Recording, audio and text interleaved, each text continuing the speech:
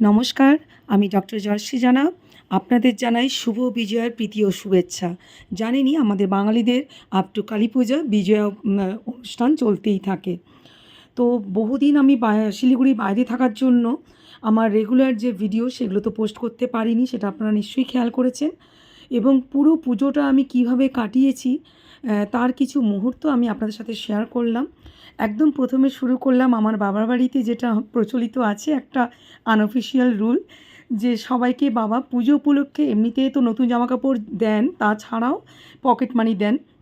তো একেবারে ছোট্ট কনিষ্ঠতম মেম্বার থেকে শুরু করে সবাইকেই দেন।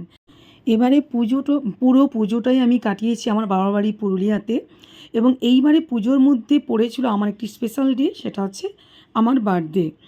অরিজিনালিও আমার যখন জন্ম হয় মায়ের কাছে বাবার কাছে শোনা যে দুর্গা অষ্টমীতেই আমার জন্ম, এবং এবারে অষ্টমীর দিনেই আমার বার্থডে পড়ে যাওয়াতে আমার বাবার বাড়ির সবাই মিলে, আমার বিশেষ করে মেন উদ্যোক্তা হচ্ছে আমার দুই বোন, যারা আমার মানে দুই ভাইয়ের মিসেস, তারা মেন উদ্যোক্তা। সব কিছু অ্যারেঞ্জ করে এবং মিডনাইট সেলিব্রেশন, যেটা খুবই এখন পপুলার।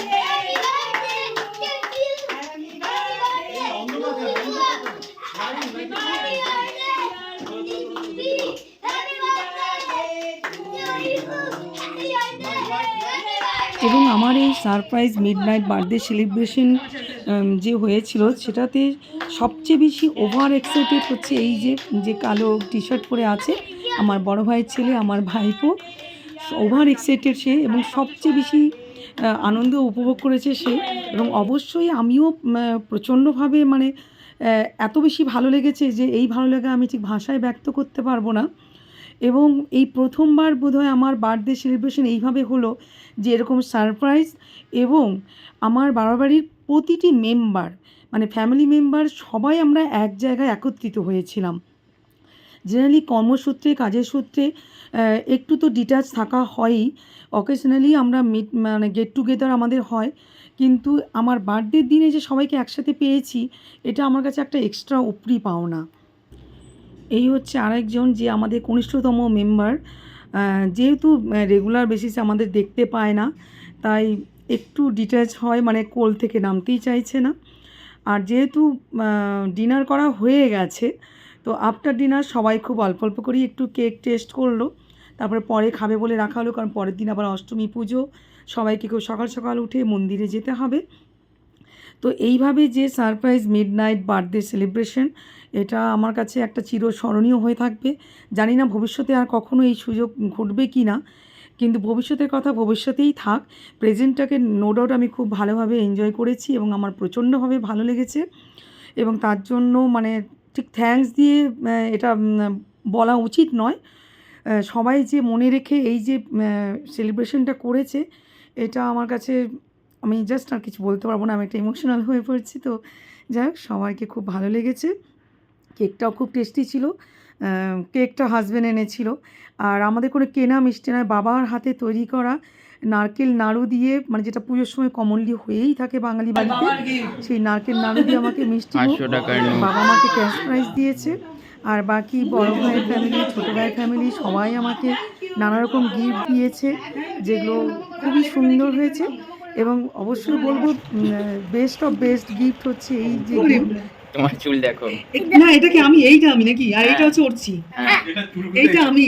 তুই পিপির চুলটা ঠিকই করেছিস না অতটা ওড়ে না। ও আচ্ছা আচ্ছা, PP PP is a doctor. She runs YouTube channel, she get me everything. I love you so much. Like and subscribe to healthy diet with tasty recipe. ওরে সাবাস, এটা মানে ওর উইশেস দেখ, এবার আমার ঠিক মনিটাইজ হবে।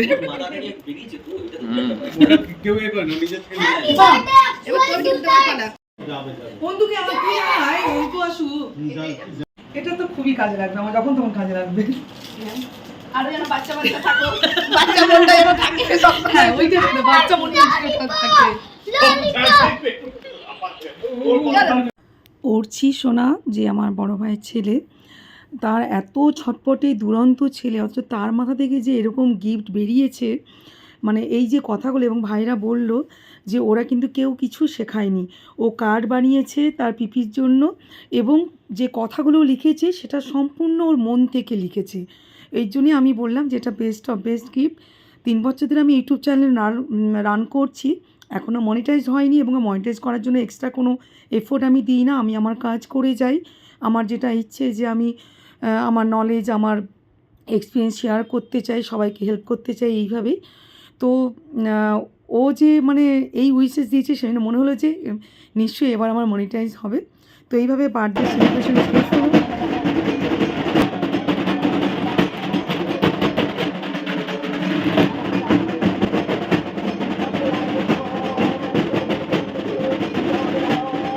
দুর্গাপূজার এই অষ্টমীর দিনটি সবাই নানাভাবে মানে আরও বেশি একটা আমরা এক্সট্রা ইমোশনাল আমরা সবাই হয়ে পড়ি। তো সেই অষ্টমীর দিন সকালটা খুব ভালো কেটেছে। মন্দিরে গেছিলাম, অঞ্জলি দেওয়া, সব কিছু প্লাস ভোগ খাওয়া, এবং আমার বাবা বাড়ির লোকালিটিতে এবছর যেহেতু 25 ইয়ার সেলিব্রেশন ছিল, তো সপ্তমী থেকে দশমী 4 দিনই আমাদের লাঞ্চের ব্যবস্থা ছিল ওখানে। গোটা পাড়াতে কারুরই বাড়িতে আর রান্নার ঝামেলা ছিল না, সেটাও বেশ আমরা ভালোভাবে এনজয় করেছি। সন্ধেবেলা একটু বেরিয়ে জাস্ট আশেপাশে একটু দেখলাম, দিয়ে তারপরে পাড়ার মণ্ডপেই বসে গতানুগতিক যে কালচারাল প্রোগ্রাম হয়ে থাকে সেগুলো একটু দেখলাম। এইভাবে অষ্টমীর দিনটা পার হলো। চারদিকে যেহেতু বেশ রাস্তা ব্লক করা হয় ভিড় এড়ানোর জন্য, মানুষ যাতে অসুবিধা না হয়। আর এবারে আমার আর বেশি ভালো লাগছিল না যে হেঁটে ঘুরবো, হাঁটবার ইচ্ছে ছিল না। তাই আমরা জীবনে প্রথমবার সকালবেলায় জাস্ট হালকা কিছু খাবার খেয়েই আমরা ঠাকুর দেখতে বেরিয়েছিলাম। মানে খুব লিমিটেড, যেগুলো একটু বেশি ভালো হয়েছে, ফার্স্ট সেকেন্ড থার্ড পজিশন পেয়েছে, এরকম লিমিটেড কিছু প্যান্ডেল হপিং করলাম। তবে দুর্গাপুজোতে শুধু আমার প্যান্ডেল হপিংয়ের থেকে বেশি ভালো লাগে ফ্রেন্ডস, রিলেটিভস, ফ্যামিলি মেম্বার সবার সাথে সময় কাটাতে। সেটা কিছুটা ঘরের মধ্যে, কিছুটা পাড়ার মণ্ডপে, সেটাকেই আমি বেশি ভালো এনজয় করি। এবং কিছু যেগুলোতে খুব ভালো কাজ হয়েছে, অনেক কষ্ট করে অনেক শিল্পকলা এগুলো হয়, আমাদের বাঙালি কালচার যেটা, সেগুলো অবশ্যই আমার দেখতে ভালো লাগে বা আমি আমার ছেলেকেও দেখাতে চাই। তো সেই জন্যে বেরোলাম, লিমিটেড কিছু দেখলাম। এই যে এটা হচ্ছে পেহেলগাঁওর যে দুর্ঘটনা, সেই থিমকে করে করা হয়েছিল, এটা ফার্স্ট পজিশন পেয়েছে। তো এটাও বেশ ভালোই লাগলো। আমার এই মোবাইল ক্যামেরাতে কতটা আমি তুলে ধরতে পারলাম জানি না, কিন্তু প্র্যাকটিক্যালি বলবো নিজের চোখে দেখাতে নো ডাউট খুব ভালো লেগেছে। এবং এই পুজো অনুষ্ঠান এত আনন্দের মধ্যেও যে দুর্ঘটনা ঘটেছিল, যে পরিস্থিতি হয়েছিল, সেটাকেও মনে রেখে এনারা যে এই থিমটাকে করেছেন এবং খুব সুন্দর করে ফুটিয়ে তুলেছেন। যেহেতু সকাল সকালই ঘুরছি, তো বেশ একটা ব্যাপার খুব ভালো লাগলো যে যেই মণ্ডপেই যাচ্ছি মোটামুটি তখন নবমীর পুজো চলছে। তো সেটার জন্য বেশ ভালো লাগছে। মানে সারা বছর খুব একটা আমরা এগুলো শুনতে পাই না, কিন্তু কোথাও না কোথাও পুজোর মণ্ডপের এই যে মন্ত্র কানে আসা, মণ্ডপে যেতে দিনের বেলা খুব একটা, অষ্টমী দিন ছাড়া অন্যান্য দিনগুলোতে মণ্ডপে যাওয়া হয় না, কিন্তু তবুও এই মন্ত্রগুলো যে শুনতে পাই, এগুলো একটা আলাদা ফিলিংস কাজ করে, আমার তো করেই, এবং খুব ভালো লাগে। তো সেই মানে ওই মন্ত্র শুনতে পাচ্ছি এবং আমরা দেখছি, সব মিলিয়ে নবমীর সকালটাও বেশ ভালো কাটলো। ছোটো ভাইয়ের ছেলে যেহেতু খুবই ছোট, তাই তাকে নিয়ে খুব বেশি বাইরে বেরোনো সম্ভব নয়। তাই বড় ভাইয়ের ফ্যামিলির সাথে আমি এবং আমার ছেলে আমরা একসাথে বেশ ঘুরলাম। তার কিছু সুন্দর মুহূর্ত আমি আপনার সাথে শেয়ার করলাম। এটা কিন্তু তৈরি করা না, এটা একটি বড় বেশ দুর্গা মন্দির। এখানেও মায়ের দর্শন করে খুব ভালো লাগলো। এবং আরও কিছু যেগুলো খুব সুন্দর সুন্দর করেছে, একদম বাছাই করা কিছু লিমিটেড প্যান্ডেল আমরা ঘুরলাম। এবং তারপরে যেটা আরেকটা সেকেন্ড পজিশন পেয়েছে, সেটা হচ্ছে রাজস্থানের হাওয়া মহল। এত সুন্দর করেছে এটা, মানে অরিজিনাল হাওয়া মহল আমরা দেখেছি রাজস্থানের ট্রিপে। তো যেন মনে হচ্ছে এক পলকের জন্য দেখলে মনে হবে যেন অরিজিনালি হাওয়া মহল। খুবই সুন্দর করেছে এটা। আমাদের পুরুলিয়ার এখানে 225তম পুজো উপলক্ষে এই থিম করা হয়, এবং ভেতরে কিছু রাজস্থানের কিছু থিম, লোকাল কালচার, সেটার উপরে বেশ করে কিছু এগুলো সব তৈরি করা হয়েছে। তো সব মিলিয়ে এটাও বেশ ভালো লাগলো। পশ্চিমবঙ্গের মধ্যে কলকাতা নো ডাউট প্রচণ্ডভাবে মিনিংফুল থিম অনেক বেশি থাকে।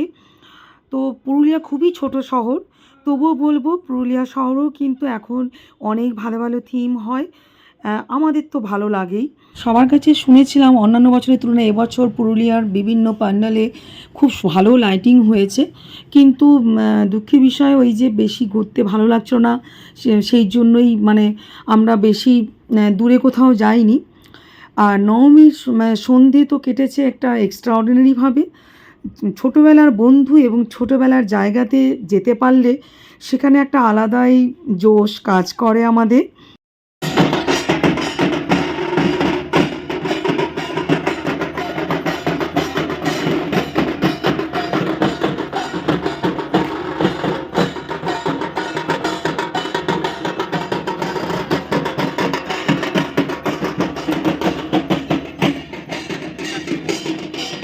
পুরুলিয়ার বেলুড়মা পুলিশ লাইন পুলিশ আবাসন, যেখানে আমরা সবাই ছোট থেকে একসাথে বড় হওয়া, তো সেই জন্যে ছোটোবেলার জায়গা, ছোটোবেলার বন্ধু, খুবই সুন্দর কেটেছে নবমীর সন্ধে। দশমীর দিন আর কোথাও বেরোতে পারিনি, না দশমী থেকে খুবই বৃষ্টি শুরু হয়েছে। এইভাবে আমার পুজো শেষ হয়।